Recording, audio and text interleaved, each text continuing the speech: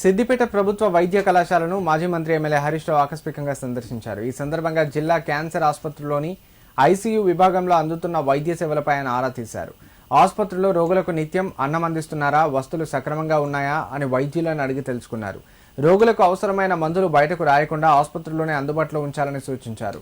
గత ప్రభుత్వ హయాంలో ఐసీయూలో ఒక్కో యంత్రానికి 12 లక్షల విలువైన పరికరాలు ఏర్పాటు చేశామని, అవి ప్రస్తుతం ఉపయోగంలో ఉన్నాయా లేదా అని ప్రశ్నించారు. ఒక్కో రోగికి రోజుకు 50,000 వరకు ఖర్చు లేకుండా వైద్య సదుపాయాలు కల్పించామని గుర్తు చేశారు. క్యాన్సర్ ఆసుపత్రిలో మరింత మెరుగైన వైద్య సేవలు అందించాలని కోరారు.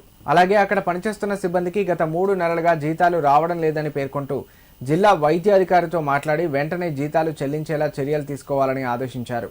అనంతరం ఆసుపత్రిలో చికిత్స పొందుతున్న రోగులతో ఆత్మీయంగా మాట్లాడిన హరీష్ రావు వారి ఆరోగ్య పరిస్థితిని తెలుసుకుని వైద్య సేవలపై ఆరా తీశారు.